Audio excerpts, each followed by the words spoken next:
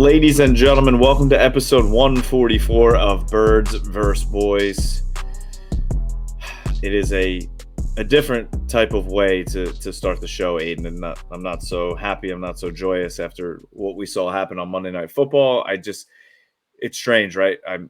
I feel like I shouldn't be tweeting fun things. I feel like I shouldn't be looking forward to Week 18 in the playoffs. So it's kind of a strange place that we're at, but want to welcome everybody. Thank you for listening. Thank you for watching. Aidan, how are you? We still have a lot going on in the world of the NFL. Yeah, you're right. It's weird. To tie it into Birds vs. Boys, it's like we had all this hype and for the Eagles-Cowboys game on Christmas Eve, and then there was the Jalen Hurts injury, and it's like, well, that kind of ruins the hype for that. And then you have the Bills-Bengals, one of the marquee matchups of the season this late on Monday Night Football, and the Damar Hamlin incident happens, and it's like football, like it's not the forefront of our brains anymore. It's like you don't have that hype. So we're going to preview Week 18, but at the same time, it's like it doesn't have that same luster. It just doesn't have that same hype right now. Yep.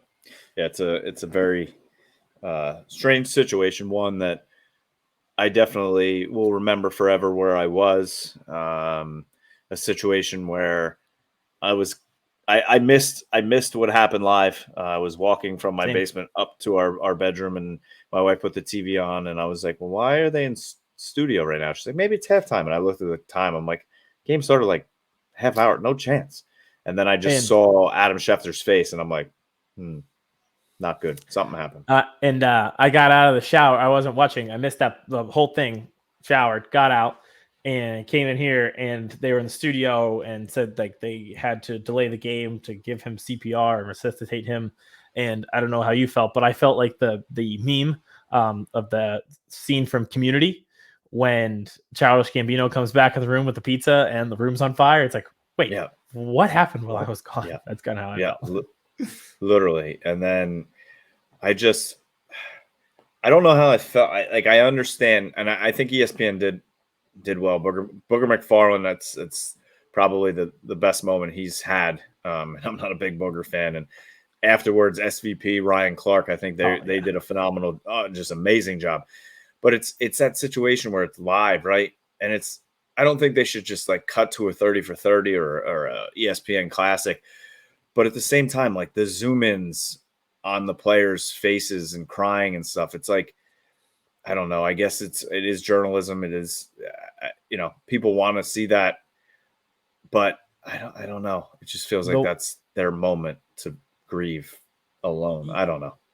Yeah, that's fair. I'll say the other side of that is I think it showed the magnitude of the moment with their reactions that this was not something normal. We use the term unprecedented circumstances all the time. Yep.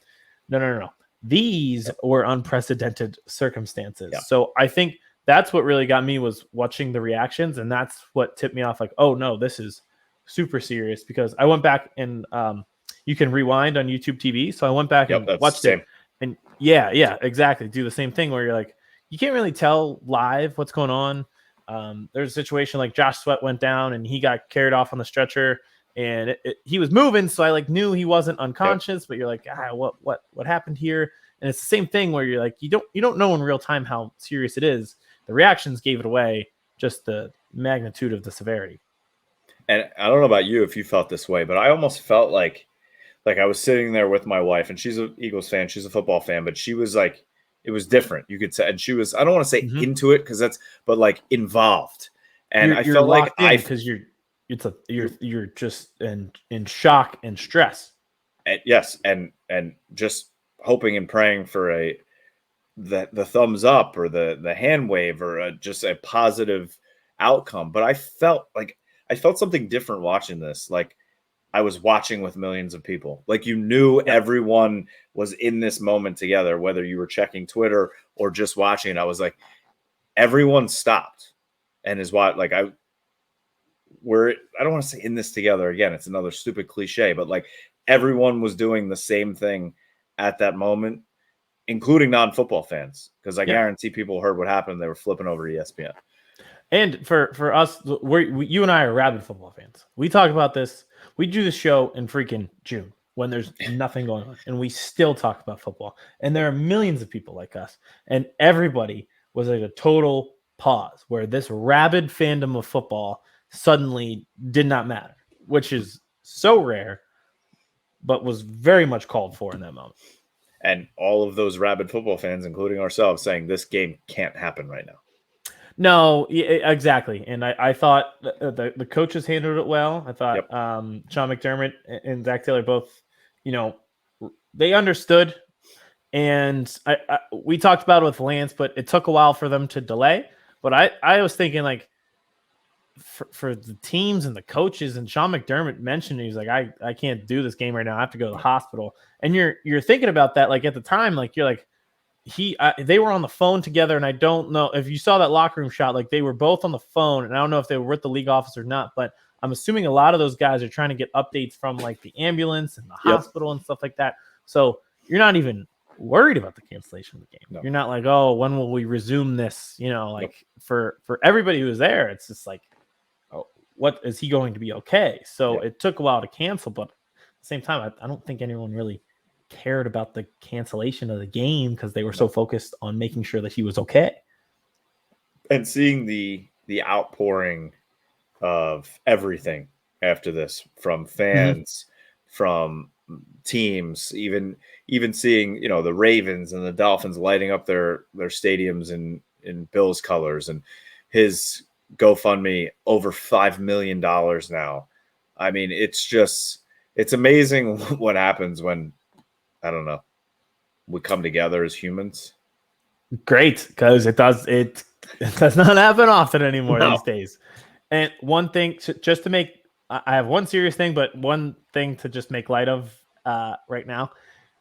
There's a few things that bring us together, and it's just realizing just how scummy of an organization the Commanders are. Yeah. I don't know if you saw the GoFundMe. Like you said, it's at time of recording, it's at over $7 million. The Commanders donated $5,000.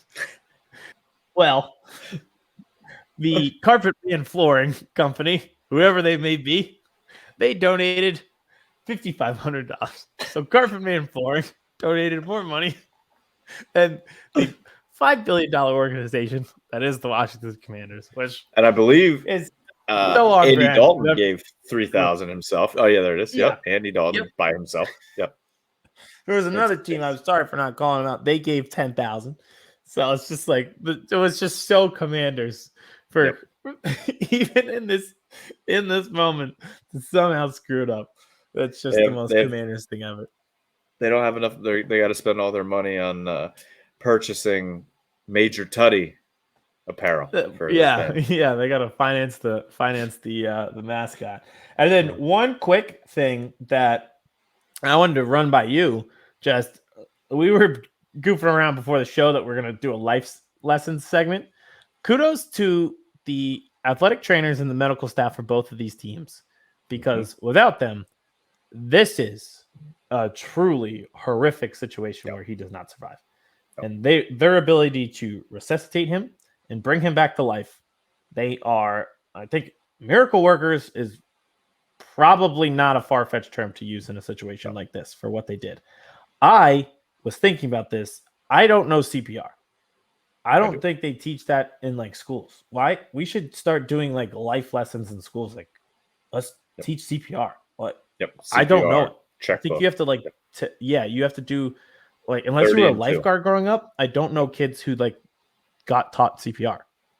So I was a lifeguard growing up, so I did do CPR, and now having a child, we got CPR certified again because, God forbid, anything happens, and that's different with the baby. But it's changed so much. It's amazing since when I was a lifeguard, because I'm so old, so many years ago, and how CPR has changed now. But it's 30 compressions and 2, and it's funny that you say that. So we got certified like a couple months ago, and it's like there was like, I don't know, 8 people in the class, and it's stressful enough doing that on a dummy in a room of 8 people and making sure like the little light stays green so you're in the right rhythm. Now imagine doing that on an actual human in the middle of a football stadium with millions of people watching around the world and saving this man's life. Not once, but twice. I with cannot 2 teams imagine. around you. Yeah. 2 teams around you and 65,000 in the outer ring around them. It's insane. Literally locking that all out and just focusing on this one human life and saving him, like I said, not once but twice, reviving him on the field. It's just 100%. But that was one of my main takeaways, and I don't know if I heard that other places yet. Is we should be teaching every single person CPR because the football field is not the only place that something like that can happen. I don't know the exact term, but I know multiple doctors have said just like that blunt force trauma to the chest can disrupt the heart rhythm and stop it. I'm sure there are plenty of other situations where that could occur aside from just a football field, and I would not know what to do in that situation. It was not the only situation to happen at an NFL stadium this weekend. I don't know if you saw the story at the Link in Philadelphia. Yes, and I just got the details from the tweet, but I guess somebody was turning blue and they were turning unconscious and everything like that, and just like the most Philadelphia situation, a doctor in a mummer's outfit saves this guy. And it's just like the most Philadelphia story ever. And then he just moseyed back to his seat and sat back down and watched the game. Yeah. No, that guy, I have no doubt in my mind. I have zero doubt, not a single iota of doubt that guy saved somebody's life and then was booing the hell out of them when they went into the locker room at halftime. Yep. And that is Philadelphia.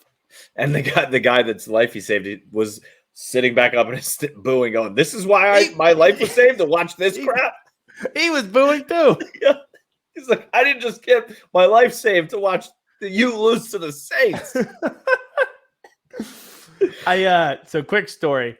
Unfortunately, my sister had to go to the ER on New Year's Day, and she's having problems with her eyes, and they just like having problems with vision and stuff like that. So she was keeping myself, her boyfriend, and our parents updated in a group text. And I thought she has the same dark humor that you guys know I do. So I knew that she would find this funny. My mom didn't find it as funny, but I said, "You're lucky. I wish I was blind for the first half of that Eagles game." That's messed up. She thought it was funny. My mom didn't find it funny. I thought you were going to say you text her like every other word in the text instead of like, when people on the phone, they talk like, "How you," because if like maybe she would just be like, "Wait, I only see half of the sentence." You can only see half of it. No. I tied it all back in together. You are, that is perfectly you. It happens. Well, let's talk about it. The Eagles did lose to the Saints. It was a bummer. It was a downer. We were on pace for an all-time celebration New Year's Day. We buried the lead here. You mentioned his name, but we've had no technical notes. The people don't know who's coming on the show today. No, I feel horrible. I cannot believe I forgot technical notes. We have one of our best friends, a reoccurring guest, one of the few people to be on this show for all 3 seasons. It is Sirius XM Zone, Lance Medow. Again, just awesome time with Lance. It always is. I always appreciate the time that he gives us, and we cover everything NFL, NFC East. We'll talk about Damar Hamlin with him as well. So I am so happy. I can't believe I forgot the technical notes for him. And then our last power rankings of the season, week 18. I'm sure nobody will argue with that one because they haven't argued at all for the first 17 weeks. So we'll get into that for sure. And then, the Eagles lost to the Saints. That sucked. It was a downer, a bummer, whatever word you want to use. It was a dud of a game. It was pretty boring. If you were watching it, I don't know. It was the exact opposite of what I had hoped for, given all the celebrations of New Year's Day. It was the exact perfect situation that I was hoping for. Yeah. You got to win on Thursday and then relax on New Year's Day and watch us lose. It doesn't really get much better than that. Relax.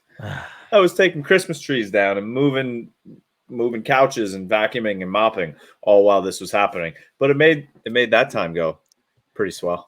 Are you take the Christmas tree down first week after Christmas? Not usually, but since usually I like to keep it a little bit longer, but since we're going on vacation, the wife was like, yeah, we are not coming home and dealing with that. So, fair. It was also like 60 degrees outside. So I was like, well, I might as well take the lights and stuff down outside when it's nice and not 12 degrees. Not 12 degrees. It's been both in the past 2 weeks. So that makes sense. So yeah, the Eagles lost, and I shout out to E-Rock because he called this perfectly, and I agreed with him at the time. Backup goalie syndrome. Yep. After a while, it wears off. And you saw in the Dallas game, we've touched on it multiple times, we had confidence in Gardner Minshew that day in an isolated game with a week to prepare. The longer that you have to rely on somebody who's clearly a backup, the worse it usually ends up. Yep. That was the case on Sunday. That's how I felt. It's exactly the case that we ran into earlier in the season. Cooper Rush he just lasted 4 games with the backup goalie syndrome, but then, like you said, it all came to a head. They turned back into a pumpkin at midnight. It's in the clock struck midnight. So I think I'm kind of in between. I've seen freak out on the Eagles, and I've seen people who are like, don't panic. I am squarely in the 99th percentile of do not panic. Kevin, we've talked about this. I think I brought it up after they started 8-0 against the Texans, and I think I brought it up again after they beat the Giants and just handily beat them that day.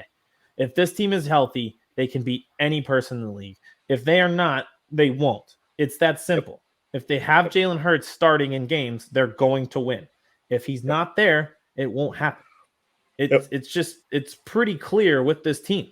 It's might be the most talented Eagles team that we have seen in our lifetimes, possibly of all time. If they're healthy, that's it. That should be the only takeaway. And that is the question. And Jalen's going to be back. We know this. I don't think the severity of the injury is. I don't think anything's being hidden. I don't think it's worse than. I think it is what it is, and they just thought that they could get by the Saints with Gardner and not have to risk it. And I think that's exactly what it was. And now they're like, well, now we need to. You can play. You're healthy enough to play, so you're going to go play.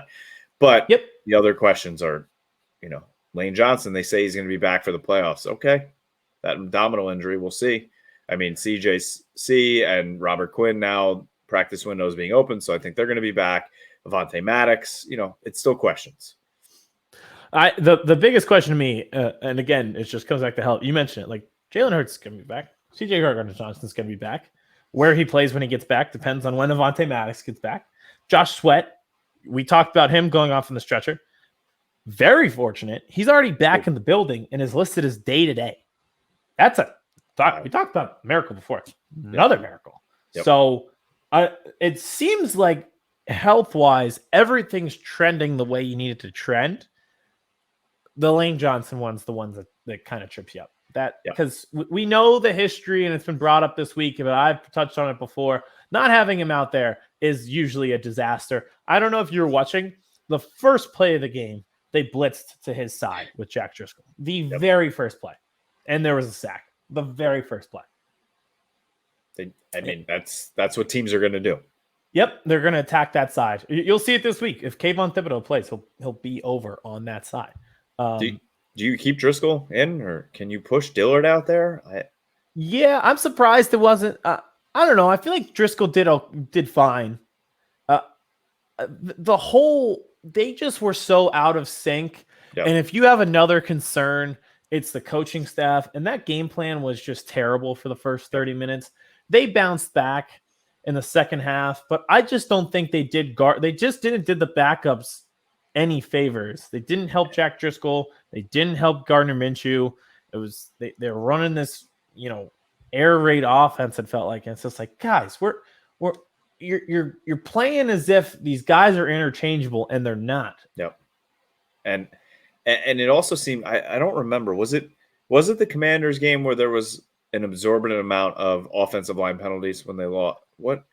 It wasn't that game. It was actually the Titans game, which we won. So you're right. Yeah, but I felt like there was a lot of offensive line penalties again. I mean, Jason Kelsey had one where he was down the field. The Lane Dickerson holding penalty was a complete crock of BS.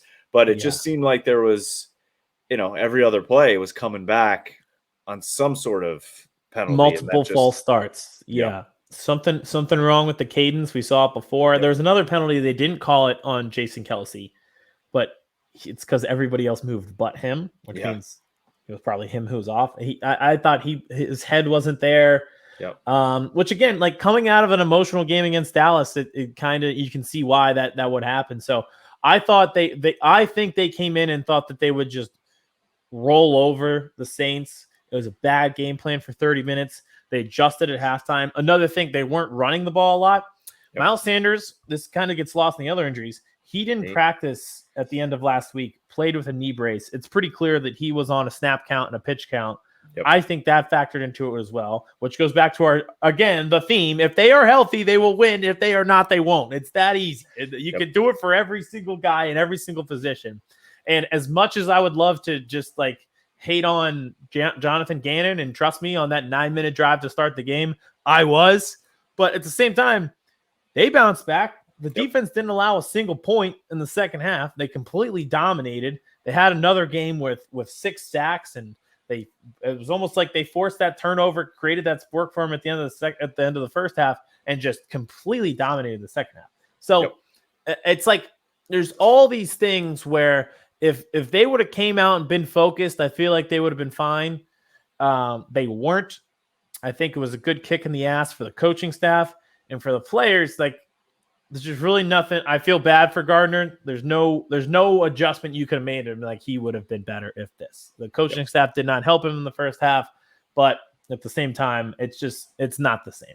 It's very evident. I think the receivers, Goddard and AJ Brown, were getting frustrated at the end, and you move on. And I don't get my Georgia players. That's the bottom line. I don't get the freaking kids from the Georgia defense that I wanted because of that game. That's the only thing. Well, no, Howie will find a way to turn that into like a 2. If I turn that, listen, there's no doubt we trade back now, which is the funniest thing. Yeah. And get another pick out of it. Marvin Harrison Jr., should we just go all out? No, thank you. No, I can't wait to do mock drafts. Smith and Jigba. I will say there is one thing you spoke about the coaching staff. I have quickly now hate Nick Sirianni. Hate him. I think he is so cringe. The whole thing. He heals better than you. He was out there yelling at the media when Hurts was out there practicing. I told you so. I told you so. And the whole thing after the game, I don't get too high. I don't get too low. But yet he's out there literally after the Colts game in the stands after he beat the Cowboys. How about them Eagles? Bro, shut the fuck up. Okay. I don't get too high. I don't get too low. He has fully become Coach Cringe. He is just go do your job, bro. Okay. He tries to be too cute. He tries to be cool. First of all, and second of all, go take a nap because you look like you're dying with the bags under your eyes. Yeah, because he's freaking locked in, watching film, preparing for the game. You think Mike McCarthy is up there at 2 a.m. watching film? Hell no. What, his third bad game plan in the last 4 weeks? Mm-hmm. Locked in. Air raid in Chicago, air raid. Yeah, that was horrible. I like I said, it's I think hopefully that was a kick in the ass that they need to refocus and get back to can we at least, can you agree with the I don't get too high, I don't get too low thing, please? He gets very high when they win. I think he gets very low too.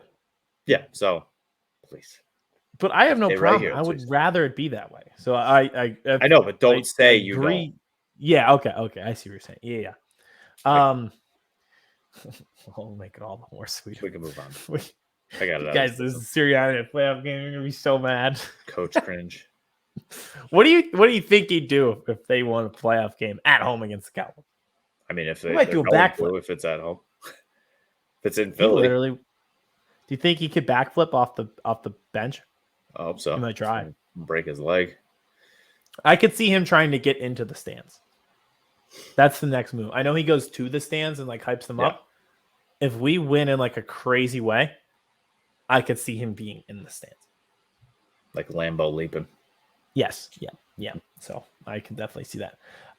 So I really think you'd think there'd be more to talk about, but health. Just be healthy. Yeah. Just try to be healthy. It's not that funny hard. that you don't break your leg. That's like all I have for this Washington Dallas game too. And that was kind of like the Tennessee. I feel like that Tennessee game was like 8 years ago at this point. Yeah. But I was thinking that too when we were like preparing for the show. I was like, do we even talk?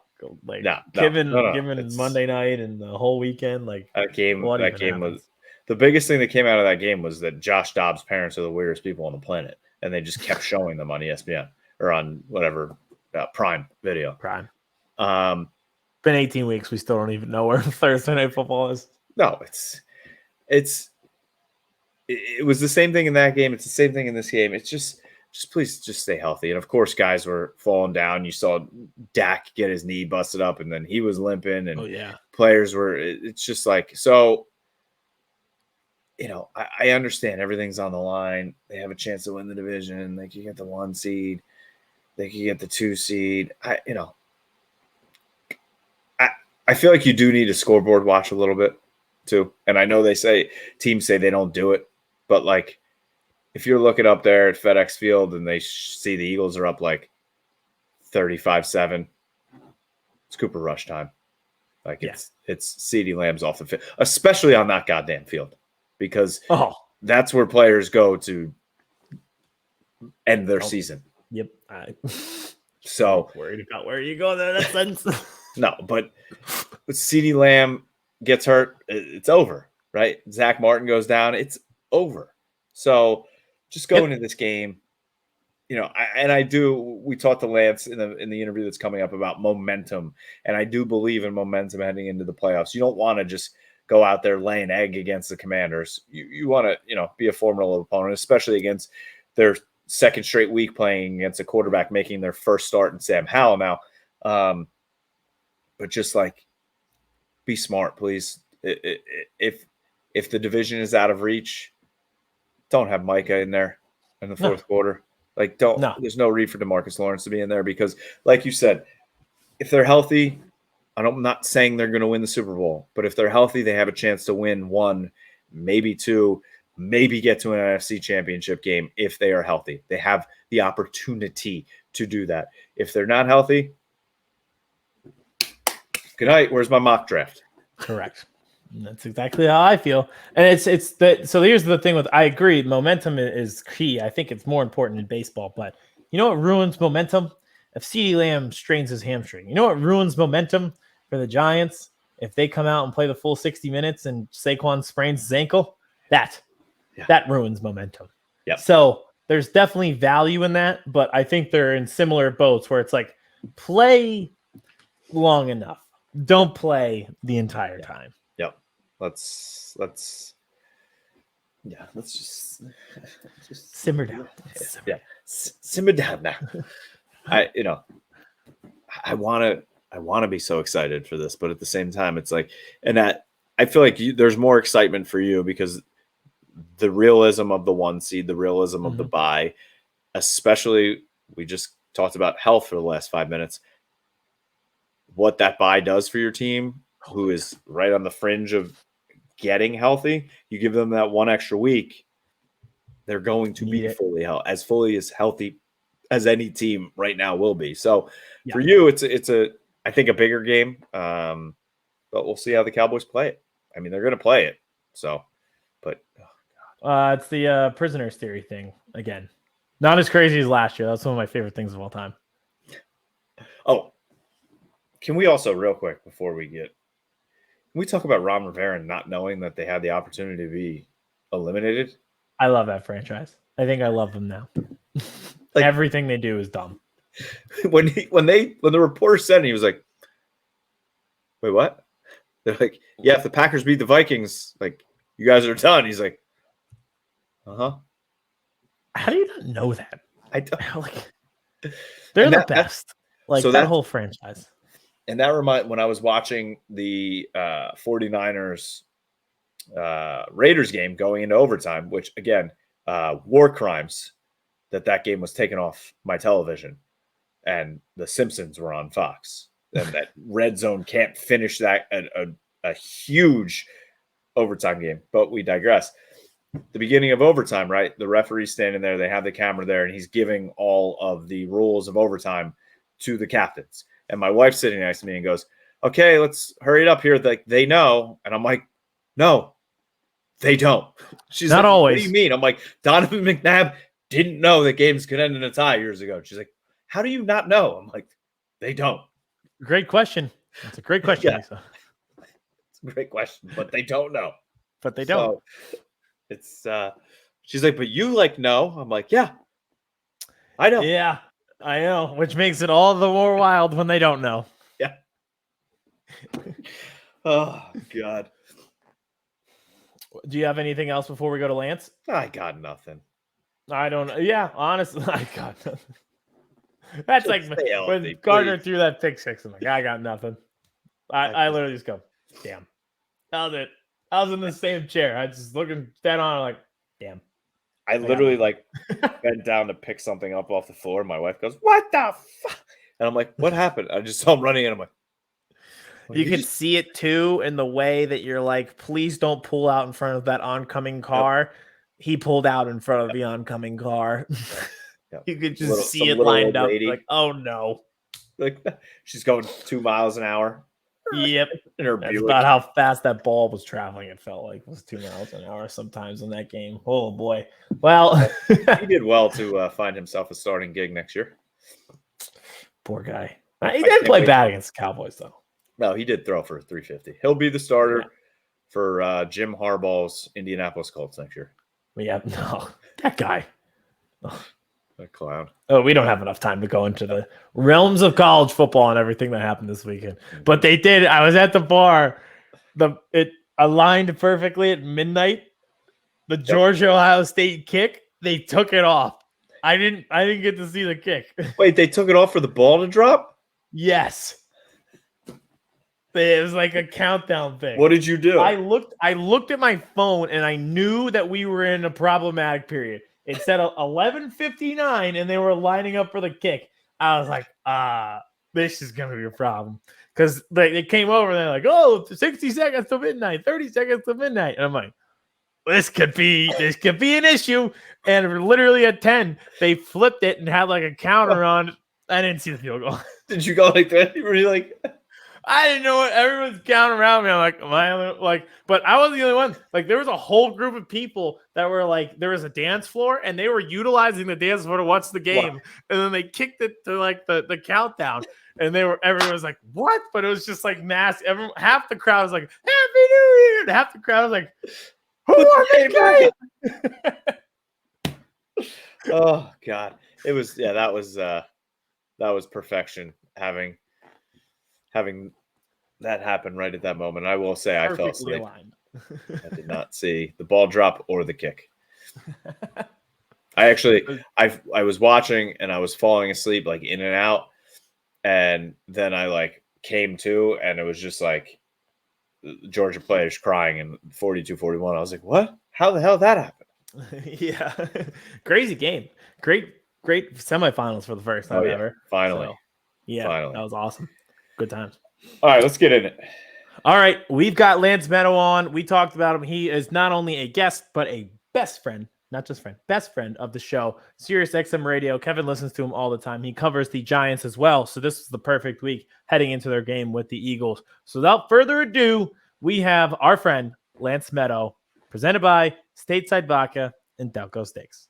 All right, Aidan, it's time not to bring another guest back, but we said it earlier, another friend, right? We love when guests become friends. And Lance, we've considered you one of our friends. You've been on multiple times. And we said we could not have season 3 of Birds vs. Boys go the entire regular season without having you back. So it is Lance Medow from Sirius XM and almost anywhere else in the realm of sports media you can find him. How are you, my friend? Welcome back.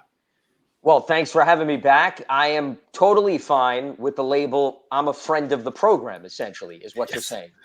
This is an honor to finally have this label bestowed on me. I waited 2 seasons. I sacrificed a lot. I'm overwhelmed by this honor. So really, on behalf of me, myself, and I I just want to tell you how warm and fuzzy this makes me. Feel free to add that to your Twitter bio. I may have to adjust it as soon as this show ends. I think I will adjust the Twitter bio.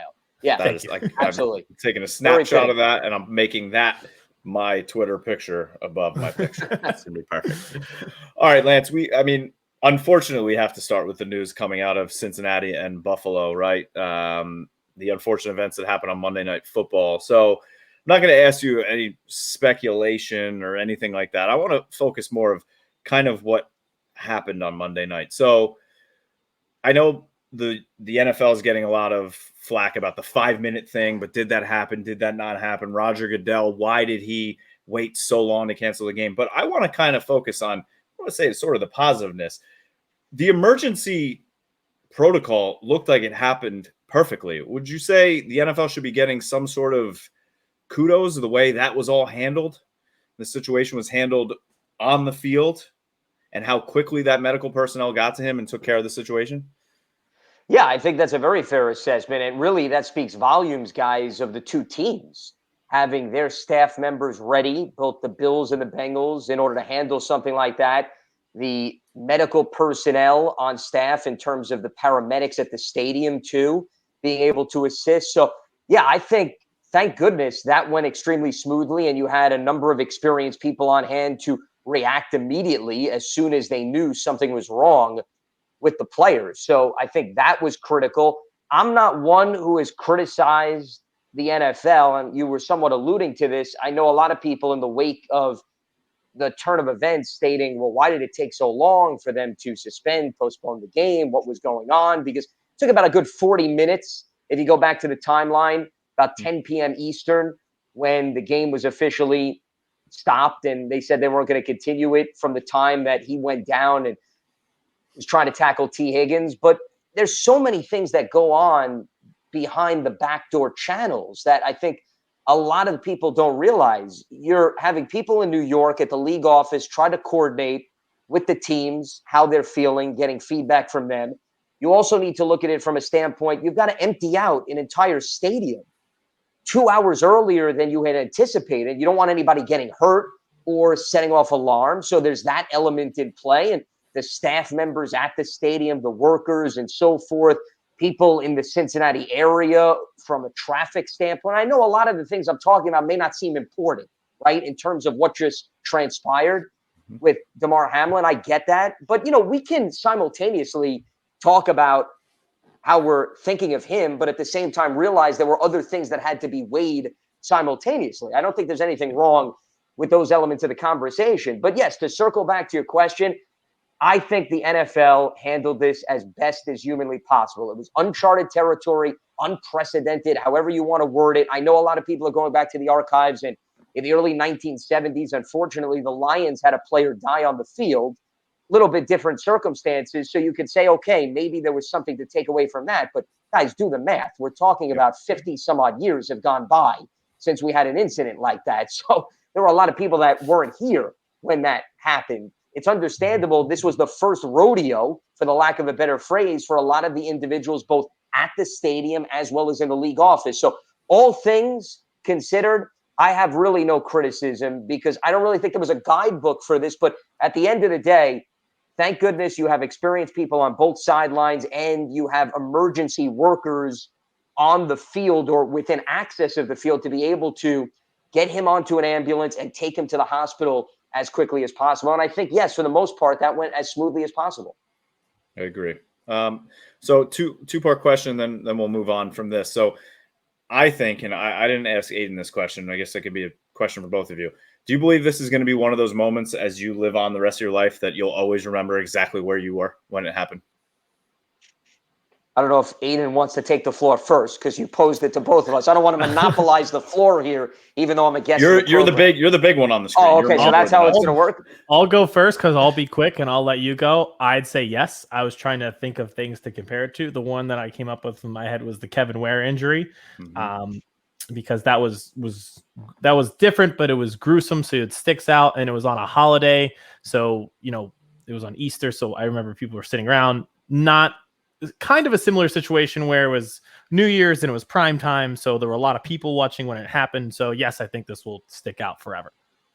Yeah, I'm completely with him. Also, my unique perspective, not to make it about me, but I was supposed to go on Sirius XM NFL radio after the game. I do the post-game show every Monday night, and we don't normally get on until after the Westwood One post-game show around 11:30 p.m. Eastern, midnight Eastern, and all of a sudden we have program directors and staff members saying, hey, be ready. You may have to go on the air. We may have to cover this. So from that standpoint, to answer your question, it will always stand out to me because I lived it through on-air presence right after the game was called off. So from that standpoint, yeah, it's always going to be one of those things that you remember. There were a few incidents. There was an incident with Dominic Hickson, who played for the Giants when he was a member of the Broncos, with I believe it was Kevin Everett, who coincidentally was on the Buffalo Bills, where there was a return play and a tackle. And thank goodness Kevin Everett has regrouped and he wasn't able to continue his NFL career, but he's been able to go on and live a life where he doesn't have to have it disrupted as much, God forbid, because of the ramifications of a hit. That play stood out to me only because Dominic Hickson, once again, played for the Giants. And I know that stuck with him like it will, I'm sure, with T. Higgins. But yeah, what we experienced all on Monday night, hard to compare that to something at least in recent history. Real quick before we move on, I know we want to talk Giants Eagles, but from a professional standpoint, there's been a lot made about ESPN handled it pretty well because they got thrown into it. What, from your standpoint, what are you thinking when they're like, hey, we might have to go to you ASAP in an emergency? Like, what's running through your mind in an emergency situation where they don't really teach that in journalism school, do they? Where, hey, they're going to throw it to you and you have to talk about a life-threatening situation immediately with no prep. Yeah, it's a great question. I think the first thing that came into my mind was I want to talk to our production staff and our programming people and understand what exactly they want us to cover and from what angle, because I think I somewhat alluded to this, and I don't know if you guys want to get into, people tweet out things immediately, and, we live in a world where everybody overreacts and I think is overly sensitive. And as I said earlier in our discussion, I think there's nothing wrong with saying you feel for Damar Hamlin and his family. You respect that element. Your thoughts are with him. But at the same time, from a journalistic perspective, which is, I think, what you're getting at, Aidan, you still need to cover it and look at it through the lens of what this means for the NFL. We were in week 17. There are a number of playoff implications. The Bengals and Bills are fighting for the number 1 seed. That's not being insensitive. That's just understanding it from a football perspective. There are other things that are going through all of our minds. I mean, it did go through my head at the time. I'm thinking of Damar Hamlin, but I'm saying, boy, how are they going to perhaps reconfigure this? When will this game pick up? Those are natural questions that I think anyone who's curious, right, consuming and covering the NFL is going to think about. So those were going through my head to answer your question, as well as how are we going to cover what seemed to be a horrific injury in a way where you're providing updates, but you're not getting a lot of updates, essentially. Or you're relying on social media where you have to worry about, do you trust the people that are tweeting and where they're coming from? So thank goodness we have great producers and great programming people, and people were keeping me updated left and right. So I didn't have to necessarily sit through Twitter as I'm trying to put together coherent thoughts while I'm on the air, which I think I could speak from experience is not the easiest thing to do. They provided a co-host with me, Kirk Morrison, former NFL linebacker who I've done a number of shows with. So I was able to lean on him to get the player perspective. He's been on the field. He's saw teammates go down with injury. So, that's not something I could speak of. I can only come from my lens of covering the game and seeing it through that perspective. So we were able to, I think, balance off one another. We had a few great guests, Solomon Wilcots, who was there covering the game from the Bengals perspective, Eric Wood, the Bills radio analyst, who was there from the Buffalo perspective, which I think is important because Kirk and I were not at the stadium. So they've seen this thing through a different lens. And through that, you make your way through navigating. We did about 2.5 hours before we sent it over to our co-host. So all in all, yes, you're not prepared for something like that, but you lean on your production people, you lean on your co-host, and you make sure that you have as much intel as possible before you open up your mouth and before you run with conclusions. I think that, to me, is the best lesson that I think I could take away from that experience. I think that's the perfect answer. All right, seriously, last one on this. So, do you think I'm gonna hold you to this it? game? If you ask a follow up, we're gonna go down uncharted territory here on this program, and that's your program. So, do you think this game gets played, or it all depends on what happens this weekend? We're talking about the Bills-Bengals game, correct? Yeah. Okay, because I know there's been some speculation about whether or not Week 18 is going to take place too, and I've gone back and forth. A number of teams had media sessions today. So I feel pretty good that there's a good chance we're going to get football this weekend. That's just my own personal opinion. I'm not speaking from any intel. As far as the Bills and the Bengals, that's another one that I've gone back and forth. That game, I can't see how they're playing that this weekend. I know the NFL made an announcement. They're not playing it this week. Nope. So if you want to really get down into the details, well, I consider that till Friday. Saturday, Sunday's a little bit different. The Bengals have a scheduled game against the Ravens, and the Bills are playing the Patriots. So how are they going to carry over that game? But once again, it goes back to what I said a few moments ago. I don't see how you can just move that game to the side and have the playoffs start. Guys, and this is not insensitive. This is just the reality of the circumstance. We're talking about two teams that are competing for the number one seed. And I thought about this from this standpoint. If you're the Bengals, and a lot of the players on that team are mentally going to need to recover because they saw what happened to Damar Hamlin. T. Higgins was involved in this play. Let's not forget about them. I think they're as much involved in this as the Bills. But with that being said, Cincinnati is on an extreme winning streak, and a winning streak that set themselves apart from the rest of the league. And I think when the raw emotion of what they experienced on Monday night starts to wear down a little bit, I think like any other football player, you're going to come to the realization we have a legitimate shot in not just winning our division, but getting the number one seed. So I do think the NFL is going to try to do something to make up this game from the pure mathematics involved. Does it involve playing a game next week and then maybe delaying the AFC playoff picture and maybe having the NFC start? That's one thing that I think you could do. But here's the other thing that I think maybe a lot of people are overlooking. We have a week built in between the conference championship games and the Super Bowl. So they do have the wiggle room, guys. If they wanted to push the postseason back a week, you can get that off without any interruption. Yes, you're going to take away an extra week for the two participants who normally use the week to get tickets and make sure they can work out travel and everything. But we've operated in history where there was no week off between the conference championship game and the Super Bowl. So I do think there's built-in leeway and flexibility for that to happen. And once again, my personal opinion, I do think the league is going to try to do everything in its power to complete that game because I just think it's too important to brush to the side and say, oh, it's going to be a no contest or it's going to be a tie when there's a lot riding on that game. Yep, I agree. Yeah, I think that's fair. I think I definitely don't want to be the one who has to make those executive decisions on when to play, where to play, everything like that, and if to push the playoffs. But I do think you're right that they'll try to figure something out. All right, I swear we're done. So let's talk Eagles Giants. Now we're gonna promote you. We have a new job title: head coach of the New York Giants. As head coach, are you playing your starters this week? Well, see, I have a unique perspective. It's interesting that you ask me specifically this question. I'm a big believer in momentum. Okay. Meaning, I think how you play at the end of the season does have an effect on what you carry into the postseason. Mm-hmm. And the Giants are coming off, interestingly, their two best offensive performances of the season. They looked really good against the Vikings. I know they didn't win the game. They had a lot of mental mistakes, but they put up 445 total yards and 24 points. So that was promising. And then they followed that up against the Indianapolis Colts. Granted, the Colts have their fair share of issues, but a respectable defensive front, let's not forget. And they put up 394 yards and 38 points, 31 of which the offense was responsible for. And they had not scored 30 points, guys. You have to go back to week 5, 2020 against the Cowboys, the last time they surpassed the 30-point mark, okay? Yeah. What? I could tell based on your reactions. I did Giants not know fans that. have the same reaction. That was insane. I did not know that at all. Yeah.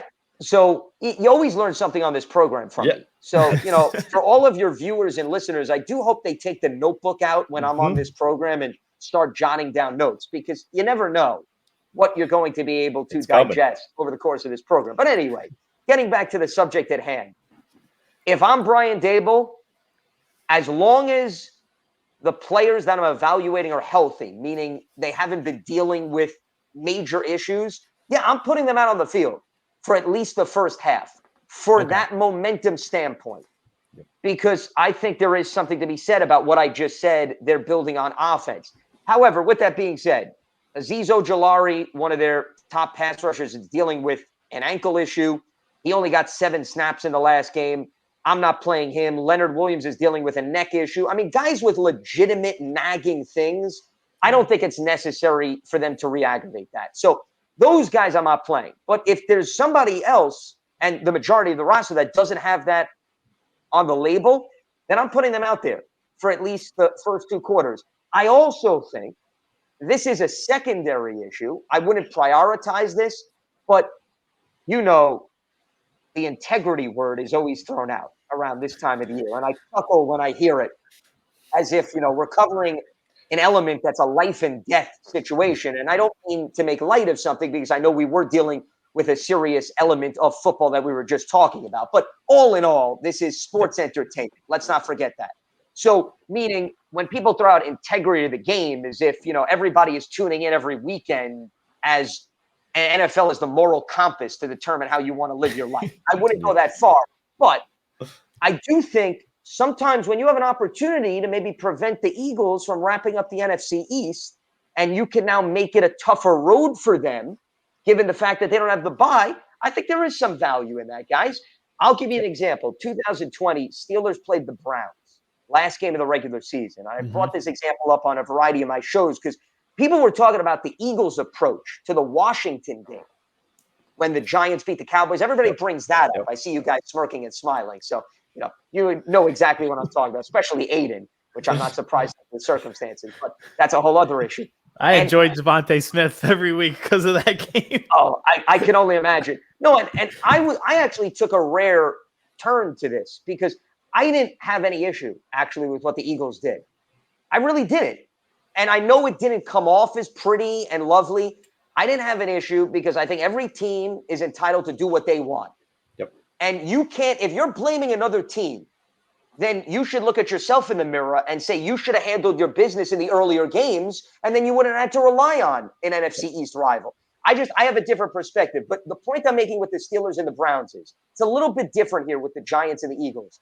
Pittsburgh could have eliminated Cleveland from the playoffs.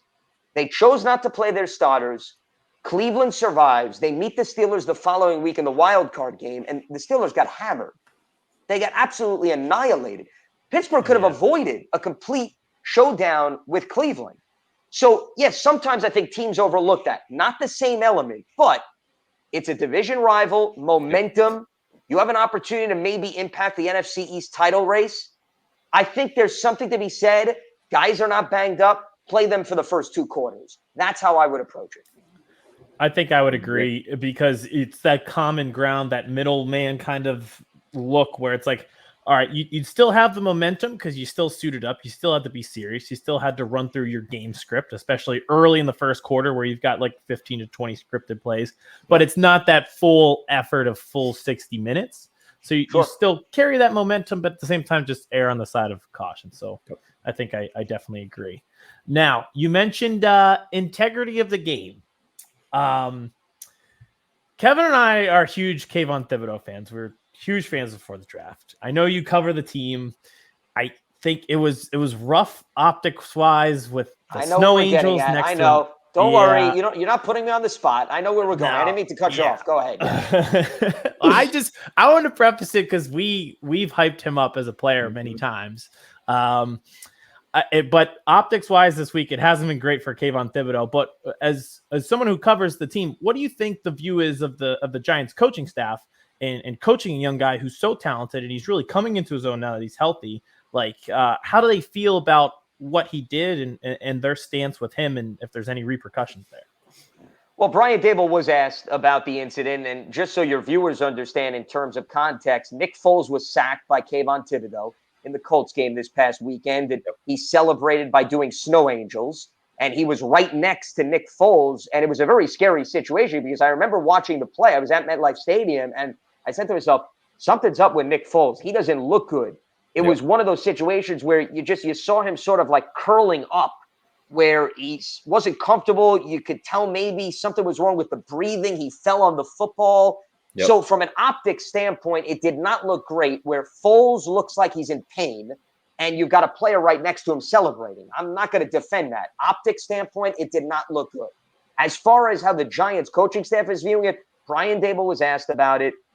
He protects all of his players, and that's what you should do. You should never give the media any ammunition to sense there's a division between coaches and players. I think Brian Dable and the coaching staff, could they have had some private conversations with him to maybe talk about an approach to that if it comes up again? Sure. Everything's a teachable moment. But they like Kayvon Thibodeau. They like him a lot. They love his work ethic. They love what he brings to the table, his energy. I mean, he's become quite the force over these last few games, which is not a surprise because he's a little bit removed from that knee injury that he suffered in the preseason. Mm-hmm. I don't think there's any questions or concerns about his attitude. I just think, like anything else, it's an emotional game. And when guys are caught up in the emotion of the game, I'll say this about any player.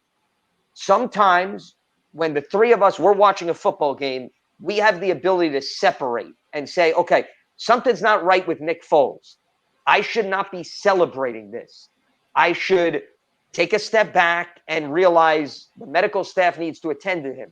But it's easy for me to say that. Yep. If I'm the guy that just made the sack and I got my teammates around me and I'm all amped up, I don't know. I can't tell you. I'd be lying if I said I would have jumped right back up and said, oh my God, I can't believe I just did that. I don't know. Now, I know the other thing that was caught on camera, and this is a little bit different. Correct.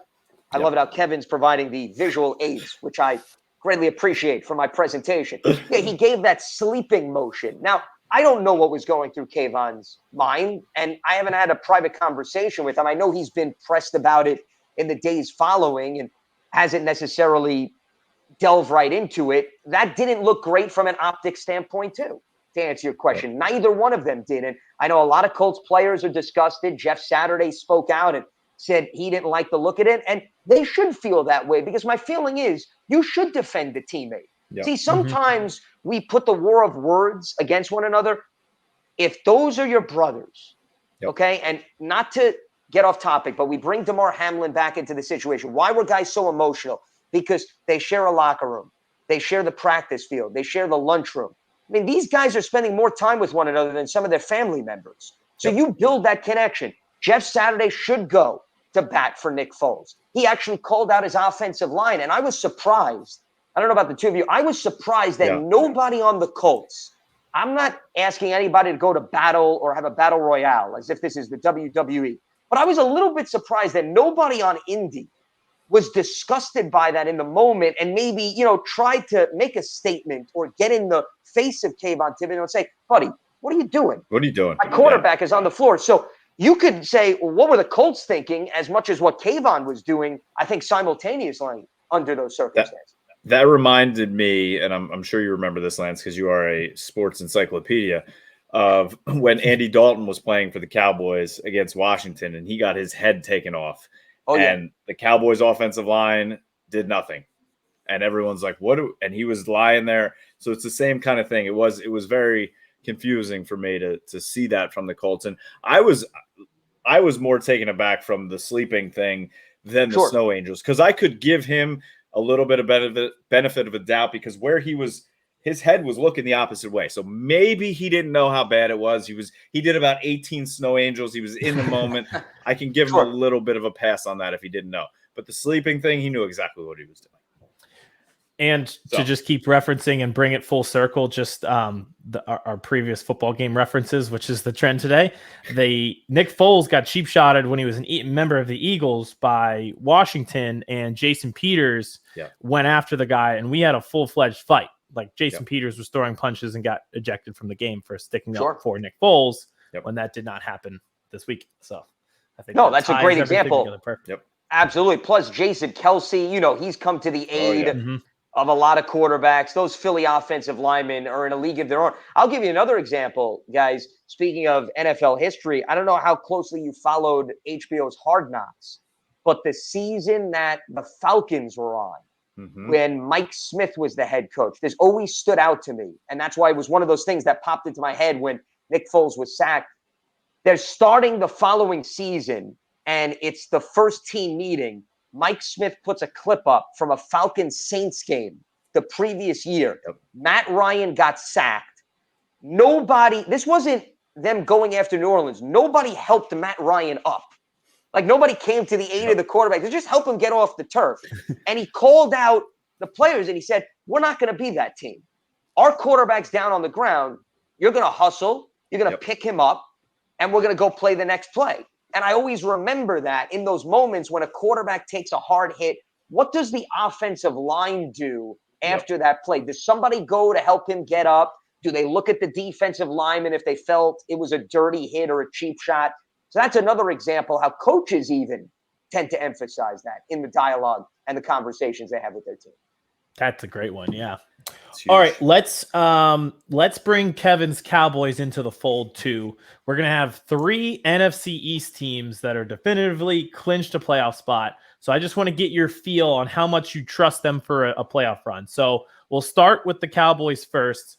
Even if it's like a 1 through 10 scale, talk to me trust level for a deep playoff run, 1 or 2 playoff wins at least from the Cowboys.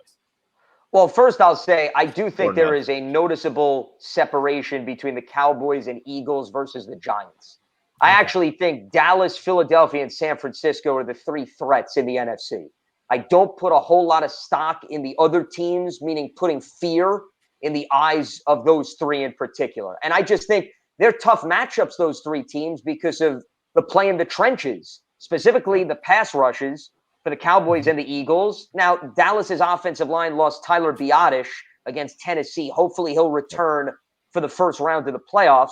And Philadelphia has been without Lane Johnson. So there's some concerns from that standpoint. But all in all, those 3 teams, I think, separate themselves from the rest of the pack. As far as on an individual basis, it's interesting because Dallas, I would say the sack total has dropped off a little bit. If you've noticed, they haven't been accumulating the sacks at the same rate that they were a few weeks ago. I think they've only had 1 over the last 3 weeks. Exactly, because there was a time Dallas was leading the NFL in sacks. Philadelphia has not been nearly as opportunistic as it had been all season long. They're good with turnover differential. Dallas is actually just ahead of Philadelphia, but they've had 8 turnovers in their last 3 games. Guys, in the first 13 games, Philadelphia only had 10. And that is noticeable. And the takeaways, they've only had 3 in the last 3 games. They had 24 in the first 10. And those numbers are night and day. So the reason I'm bringing up those trends, those 2 things in particular, I think are fair questions for each team. Because you want to have those opportunistic plays if you're Philadelphia. And if you're Dallas, you want to be able to get after the opposing quarterback. I'm not going to downgrade both of those teams for that very reason. But when we get to the playoffs and there's not a whole separation sometimes between you and your opponent in terms of the danger that they pose and the caliber, you need those elements to be reliable. So Dallas, my concern is if the pass rush doesn't get home, how does the secondary hold up? Which lost Anthony Brown, so they've had some movable parts. That to me is the big question. And then if they have a game of musical chairs on this offensive line where Connor McGovern is moving to center and Jason Peters is back in the mix, and Peters is a good veteran to be able to turn to at this time of the year. I'm not saying that's a bad situation, but how does that impact the outlook from an offensive standpoint? And then Philadelphia, if you're not taking the ball away at the rate you were, how does that impact their ability to stop drives? I mean, look at what Dallas did from an offensive standpoint against Philadelphia. You can tell me all you want, well, Jalen Hurts didn't play, but I mean, Gardner Minshew's no slouch, and you still expect the Eagles, based on their front 7 and their rotation, to be able to at least get after Dak Prescott and make some stops and stop the run. So that's a bit of a concern. And then on offense, I think you look at it more from the standpoint of where's Jalen with his shoulder injury? And even if he plays through it, Is he going to think about running as often as he did? Is he going to be a little bit concerned about absorbing some hits? So you see what I'm saying is there's question marks on both sides of the team. I think Philadelphia is probably the most balanced team in the NFC, meaning I think they can win with their offense and their defense. And I'd feel good even if neither facet brings their A game. Dallas, I'm a little bit more concerned once again about the back end of the defense. If that has to hold up and the pass rush doesn't get home. So Philadelphia, how much confidence? I'll give them. I don't want to give anybody a 9 or a 10. Let's be at least put things in perspective. To use your scale, Aidan, Philadelphia would be an 8. I'll put Dallas at a 7. And then we get to the Giants, which have intrigue. I mentioned they're playing their best football from an offensive standpoint. And it's all about matchups for the Giants. Who do they go up against? If they get San Francisco in the first round, I don't like that matchup. No. I don't like that matchup for most teams in the NFC. No. They get Minnesota in the first round. They played them pretty tough a few weeks ago. Mental mistakes. They had 2 turnovers in Minnesota territory. They had a blocked punt. Came down to a 61-yard field goal. The Minnesota offensive line just lost one of its best tackles in Brian O'Neill. He's out for the season. They lost their backup center, though I do think there's a chance Garrett Bradbury returns for the playoff game, who is their starting center. The point is, I think that could be a very competitive game. So I think the chances of them staying in that game and maybe walking away with a win increases compared to anybody else they were going up against for the state of the scale. Because, once again, we haven't seen a lot of consistency out of the Giants on both sides of the ball. It's been a little Dr. Jekyll, Mr. Hyde. I'll go with a 5 for them in terms of threat and level of confidence that, to your point, they can win a playoff game. So Giants 5, Dallas 7, Philadelphia 8, to recap my long-winded response. And if the Giants do play Minnesota and it's a night game, that scale goes up to like an 8 because Kirk Cousins in primetime games. Especially the primetime factor. Look at you, Kevin, adding more substance to this conversation. The sliding scale. Yes. Well, maybe that's why Minnesota's been on the phone with the league office and saying, hey, if we host a first-round playoff game, you could put us at any of the afternoon slots. You could put us on a Sunday at 1. You could put us at 4:25. We don't want the Sunday night game, and we don't want the Monday night game. Maybe they already sent that memo to the league office. It's possible. If they were smart. Not happening. They got ahead of things. Exactly. Yeah, that's the important thing to do. In fairness, Kevin, okay, it is important to note the Giants don't have a very good track record in prime time. They just beat the Commanders on Sunday Night Football, and that was the first win since Daniel Jones took over as the starting quarterback in 2019. They were 0-9.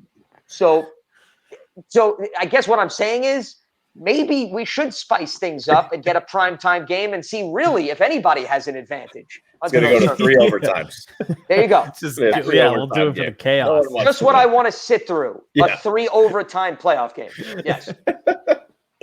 All right. Last one for me here on the Cowboys, because I know that you cover all the NFL and I do listen to you on Sirius XM and you talk about the Cowboys a lot. So they're technically still alive for the 1 seed, but I'm pushing that aside. I don't think that's realistic. I don't think the 49ers are losing to the Cardinals this week. So it's realistically the 2 or the 5.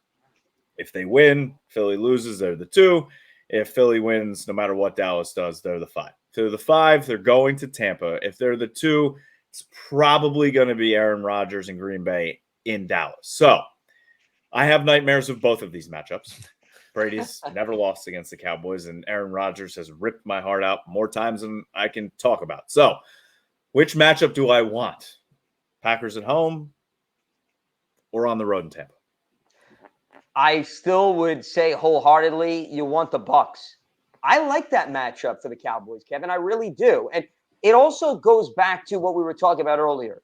I look for 2 things around this time of the year. Who's playing their best football and who's getting reinforcements, meaning guys coming back via injury. And we were talking about that, how that pertains to Dallas and Philadelphia with respect to their offensive line. The Bucks, yes, they have Tom Brady, the big bad wolf who knows how to rally all the time. I get that. But they haven't shown me anything whatsoever in terms of, oh my God, I am extremely worried that the Bucks are going to light up the Dallas defense for 35 to 40 points. I don't see it. Could they make it close? Sure. there's a lot of experience on that team, and no lead is ever safe against a Tom Brady run offense. So I buy that, but I think their offensive line has shown some issues. Mm-hmm. They haven't been a team that pounds the football effectively. Leonard Fournette has shown some flashes. So has Rachaad White. And there's been games where you've seen some receivers emerge. I know you had Mike Evans all of a sudden come off the back of a milk carton this past week and make up for his fantasy owners. Yep. I'm sure whoever had him in the championship game, they were like, where was this the entire season? Yeah. Right? Yeah. But the bottom line is there hasn't been consistency, guys, with the Tampa Bay Bucs. So I don't look at that as a horrendous matchup for the Dallas Cowboys. The Packers, they're playing really good football right now, right? Their offense looks 10 times different than earlier this season. I think part of that is the young receiving core getting more comfortable with Aaron. They are really 10 times better on defense. Oh, yeah. Joe Barry's group, unrecognizable. They finally got their act together. And special teams with Keyshawn Nixon providing a big spark in the return game. So I don't really want to see that team, whether you're home or away, and the experience of Aaron Rodgers in a climate which is, let's face it, it's indoors. You don't have to worry about weather. So I would much rather see the Bucs, who have been Dr. Jekyll, Mr. Hyde. They've been very up and down. That first game of the season, I know Dak got hurt. The Bucs only scored 19 points, and we didn't really know what to make of this Dallas defense at that point. I know they were good last year, but we didn't know whether they were going to carry over. So you look at it from every different angle that I just analyzed, Tampa Bay is the way to go. I think you want that 4-5 matchup. You'd rather take your chances going on the road, seeing what happens with the Tampa Bay Buccaneers as opposed to anything else. Yeah, I think that's the way I'm leaning as well. I just don't think I can handle Aaron Rodgers in the playoffs again. But hey, they might. Well, you're referring to that playoff game where Dak led them back after the Packers got that big lead, and then not to pour salt in the wounds, but Dallas forgot that Jared Cook should not run uninhibited from right to left to get that catch to set up the, of course, game-winning field goal at the end of regulation. But, Aidan, you know, details and facts are unimportant. So, Aidan, what's that meme you love? They celebrated with 2 minutes left. Yeah, the Cowboy or the Packers fan in the crowd. And he's like, they're celebrating with 1:16 left. That's my favorite one. Oh, God. Oh. He knew. Well, here's the good news. The good news is that Dallas defense compared to this Dallas defense is night and day. Yes. And that's why I think, guys, getting back to, we were ranking the teams in the threat. The Cowboys defense is a huge X factor because if that group comes to play and that pass rush gets its mojo back, I think they could hang with anybody. Yep. And speaking of getting healthy, they're hopefully going to be getting Hankins back, who was big time playing very well against the run, and Leighton Vander Esch. And as much as people want to crush Leighton Vander Esch, you see what happens with him not in the lineup. They have no eye discipline from the linebacking core. They see squirrel, they go this way. Anthony Barr has been, unfortunately, very disappointing playing without LVE there. So I think him getting back in the fold is going to elevate them that much further as well. Well, there are two linebackers, I always say, that changed the game for the Cowboys. When Sean Lee was the middle of that defense, right? Sean Lee on the field versus Sean Lee off the field, completely unrecognizable, the Cowboys. And Leighton Vander Esch, it's the same way. When he's on the field, they play one way at a certain rate. When he's off the field, there's a major void. So those two guys, I always associate them with the same thing. Unfortunately, they both have dealt with the injury bug. Yep. It's a shame. It really is. All right, Lance, we'll let you get out of here, but tell everybody how they can follow you on Twitter, where they can listen to you, where they can watch you, all that good stuff as we head into the last week and then the playoffs of the NFL. Well, you just said you want to wrap up the show. How many more minutes do we have? We got plenty of time. And they take another 50 some odd minutes to get through everything. Well, the shortened, abridged version is they can follow me on Twitter, of course, at Lance Medow. One word, last name, Medow. And I'm on Sirius XM Mad Dog Sports Radio, Sirius XM NFL Radio. I promote all my shows on Twitter and Facebook. And those are the two main ways to follow me from a NFL national landscape. Obviously, I do work for the Giants on the radio network on their team website, and I do a lot of play-by-play for basketball. But once again, I won't bore you with those details. If people are interested, they can go to social media, and I can fill them in that way. Lance, we appreciate it as always. Enjoy the final week and the playoffs, and we will, maybe we'll get an NFC East matchup in the playoffs, and we'll have you back. Very good. Absolutely. Well, guys, it's always a pleasure to come on the program. I appreciate catching up with you. You enjoy Week 18 as well, and let's get some playoff football here because I'm itching to get through some meaningful games here. Yes. Let's do it. Well, appreciate it. You got it. Take care, guys. Another absolutely phenomenal spot with our guy, Lance Medow. Aidan, he's just always so much fun to have on. I mean, and we could not go through a season without having Lance on, and this was just the absolute perfect moment to have him on. Waited till the end, but it was worth it to wait until the end. I will say that. I love that we've talked about this with other people, but it's most true with Lance. I like that people that have been interviews become our friends. Yes. And a lot of them do. A lot of them have. So especially him. Number one. Especially him. 100%. All right, let's get in our BFF. Yes. Our LFF. Our Lance friend forever. Our Lance friend. All right. Let's do our TikTok for tonight. Vince is here. Last power rankings of the regular season, guys. It's come a long way.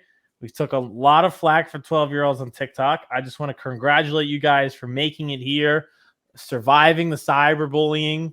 Yes. We did it. We're okay. We were in it together. And all in all, I don't think we did too bad. I would like to say TikTok. We almost got kicked off TikTok, but yet these little 12-year-old bullies coming at us, yelling at us every single week, calling us names, telling us maybe you shouldn't have a podcast. It's very, very mean. Hurts our feelings. And no reprimand for them. No. No dessert after dinner. All right, let's start it up. Week 18 NFL power rankings, last power rankings of the regular season. Are you guys ready? No. Okay. Well, too late. At 5, I have the 49ers, who have won 9 straight games. They are on fire going into the playoffs. They should have Deebo Samuel back. And Brock Purdy has mastered this offense. Oh, yeah. By the way, Christian McCaffrey looks healthy. 5 for me, it is also the San Francisco 49ers. And speaking of Christian McCaffrey being healthy and looking back at former TikToks, if you check down, scroll a little bit to our Christian McCaffrey being traded to the 49ers TikTok, Aidan said he would be a massive impact. I said he would not because I was afraid that he was going to be unhealthy. Looks like I was wrong. At 5, I have the Bengals. They're still undefeated since Bengals season started, technically. At 4, I have the Eagles. You should listen to our full show so you see why they're still the top 5 and ahead of the 49ers after 2 straight losses. This is just the Eagles with Jalen Hurts. They were great for 3 months, and then they weren't so great when people got injured. They're going to get healthy, and it's going to be the same team. 4 for me, for the exact same reasons you just said, it is the Philadelphia Eagles. They're going to have Jalen Hurts in the playoffs. Their chances are going to be much more healthy on the defensive side as well, getting back Quinn and CJC. No one wants to see them in the playoffs. Sorry. Especially at home. 4, I have the 49ers. Like you said, Christian McCaffrey looks like he's healthy, and I love a good backup quarterback making a playoff run. At 3, I have the Bengals. They moved up a slot after last week. I don't really I have 2 teams on my list. We're not going to know the outcome of that game. I think we're all fine with not knowing the outcome of that game. But like Vince said, they haven't lost since the beginning of November. That seems to be their trend with Joe Burrow. Another team where it's going to be really scary come playoff time, the heater that they're on. So at 3, I've got the Bengals. 3, I have the Minnesota. No, I'm just kidding. It's the Cincinnati Bengals at 3. They have not lost since Bengals season started. Like Vince said, Joe Burrow, Jamar Chase, what a duo that's going to be when playoff time hits once again. 3, I have the Eagles. Maybe Jalen Hurts will play football again someday. At 2, I have the Chiefs because they're the Kansas City Chiefs. They have a chance to lock up the 1 seed this Saturday, not Sunday. Saturday, they just keep on rolling. They are consistent. Death taxes the Kansas City Chiefs. 2 for me, it is the Buffalo Bills. Unfortunately, we did not see the end of the Monday night game. However, now, not only are they a good team, actually, no, they're a great team. Now they have the entire country behind them. And I think that is going to make them that much stronger. And they're going to be a problem. But I have the Bills at 2. At 2, I have the Chiefs because they are the Kansas City Chiefs, and there's really not a lot of analysis that needs to go into this. At 1, I have the Buffalo Bills. They were at 1 last week, and like we mentioned with the Bengals on this list, we didn't get to see the end. We didn't get to see the outcome. I'm not going to knock them for not being able to finish that game and slide them down a spot. They were 1 last week, so I'm keeping them 1 this week. 1 for me, Kansas City Chiefs. 1 for me, it's the Buffalo Bills. Like you said, we can get to see the end of that game, but this team now has a lot to play for. Yes, they do. Vincent, thank you very much. Aidan, another phenomenal show, another week. I believe from both of us and from Vince, we are also on the prayer bandwagon for Damar Hamlin. Hopefully he has an unbelievable, miraculous recovery and is back in Buffalo with his family and his teammates before we know it, enjoying the playoff run that now America's team, I think we can call the Buffalo Bills, Aidan. Yeah, well, you're rooting for them before. I think you're rooting for them even more at this point if they advance far into the playoffs. And if our teams are out, I think we know where we're landing. And then also just a special thank you to everybody who listened and watched this year. We made it the course of 18 weeks. This is our last time covering regular season games for our 2 teams. It's the most successful regular season that our 2 teams have had in the span of this podcast, 3 short years. And I could not be more grateful for where it's taken us. And now we sit, we wait, we watch, we see where we both fall. 1, 2, 3, 5. Where are we going? Who's resting? Who's not? Who's playing on the road, at home? We don't know, but you will know very soon. And I will be on a plane to Turks and Caicos. And next week when you see me, we're going to have to record this somehow when I am at the beach or the pool or the cabana or somewhere, but I will be reporting on Dallas Cowboys playoff football from Turks and Caicos next week. Thank you all for listening. Thank you all for watching. Follow us at Birds vs. Boys Pod on Twitter. We have a ton of content that's been dropping. We appreciate all of our new followers. Follow us on TikTok, Birds vs. Boys Pod as well. Make sure you subscribe to that YouTube. YouTube numbers have been popping up. We appreciate you followers as well. Tell your friends, tell your family. You can listen, you can watch, you can stream, you can do whatever you want. This podcast, Birds vs. Boys, is not only for Birds fans, not only for Boys fans, it is for fans of football across the country and the world. Be safe and enjoy the final week of the NFL season. Vince, don't stop recording.